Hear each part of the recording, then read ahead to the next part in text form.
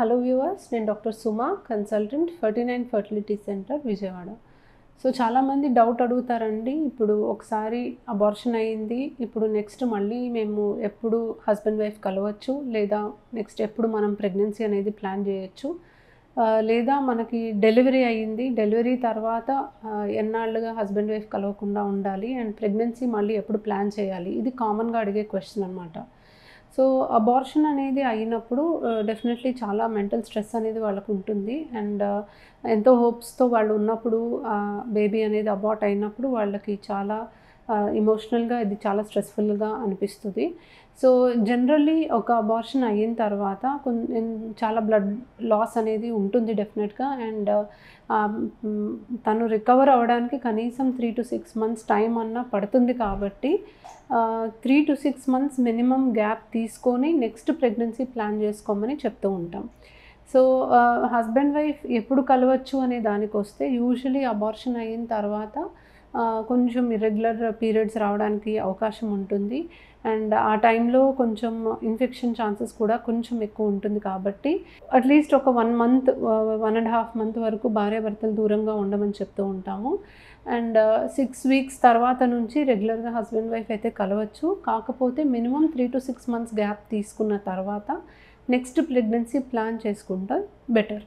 Delivery తర్వాత husband wife ఎప్పుడు కలవచ్చు లేదా ప్రెగ్నెన్సీ ఎప్పుడు ప్లాన్ చేయొచ్చు అనే దానికి వస్తే, డెలివరీ అయ్యే టైంకి మనకి గర్భసంచి అనేది చాలా డెలివరీ టైంలో అంటే ప్రెగ్నెన్సీ టైంలో చాలా ఎన్లార్జ్ అవుతుంది. అంటే ఒక 9 months పాటు బేబీ పెరిగిన సైజ్ వరకు కూడా గర్భసంచి కూడా పెరుగుతుంది.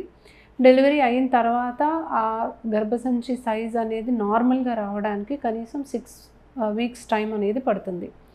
So at the same time మనకి కింద ఏవైతే మజిల్స్ అవన్నీ ఉంటాయో, స్ట్రక్చర్స్ ఏవైతే ఉంటాయో అవన్నీ కూడా నార్మల్ స్టేట్కి రావడానికి కనీసం ఒక 4 weeks to 6 weeks అన్న టైం పడుతుంది.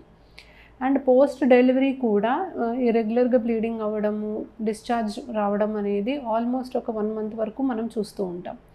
సో ఈ టైంలో డెఫినెట్లీ హస్బెండ్ వైఫ్ కలిస్తే first of all infection chances అనేవి ఎక్కువ ఉంటాయి అండ్ చాలామందికి పెయిన్ఫుల్గా కూడా ఉండొచ్చు, ఎందుకంటే డెలివరీ టైంలో కింద భాగంలో కుట్లు కూడా పడతాయి కాబట్టి. సో యూజువలీ పోస్ట్ డెలివరీ కూడా ఒక 4 to 6 weeks అనేది ఖచ్చితంగా హస్బెండ్ వైఫ్ కలవకుండా ఉండడమే బెటర్ ఆప్షన్.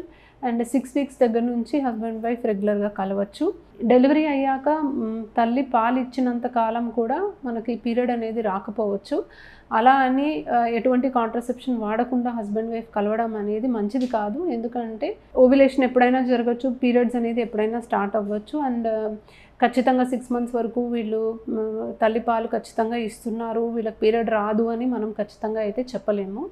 సో 6 weeks తర్వాత నుంచి భార్యాభర్తలు కాంట్రసెప్షన్ వాడుతూ కలిస్తే మంచిది, ఎందుకంటే వెంటనే మళ్ళీ ప్రెగ్నెన్సీ రావడం కూడా మంచిది కాదు.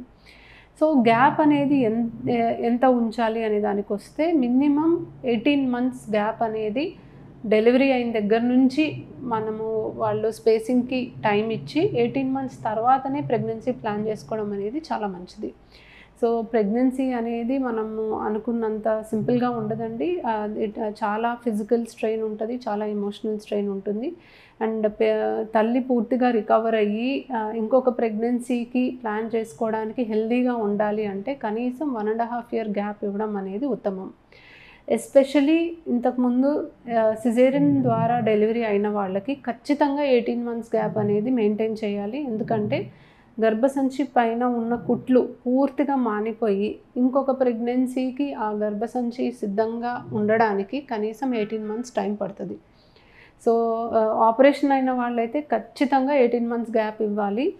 నార్మల్ డెలివరీ వాళ్ళు కొంచెం అర్లీగా ప్లాన్ చేసినా అంత ఇబ్బంది ఉండకపోవచ్చు, బట్ ఎవరికైనా కూడా ఐడియల్గా 18 months గ్యాప్ ఉంటే హెల్దీగా నెక్స్ట్ ప్రెగ్నెన్సీలోకి వాళ్ళు వెళ్ళడానికి ఎక్కువ అవకాశం ఉంటుంది. సో అబార్షన్ అయ్యాకైనా డెలివరీ అయ్యాకైనా కనీసం 4 వారాల నుంచి 6 వారాల వరకు హస్బెండ్ వైఫ్ కలవద్దని చెప్తాము. అండ్ అబార్షన్ తర్వాత మినిమం 3 నెలలు గ్యాప్ తర్వాత నెక్స్ట్ ప్రెగ్నెన్సీ ప్లాన్ చేసుకోమని చెప్తాం. అండ్ డెలివరీ తర్వాత కనీసం 1.5 year అంటే 18 నెలలు గ్యాప్ ఇస్తే నెక్స్ట్ ప్రెగ్నెన్సీకి వాళ్ళు హెల్దీగా ఇంకొక హెల్దీ బేబీని కనడానికి అవకాశం ఉంటుంది. Thank you.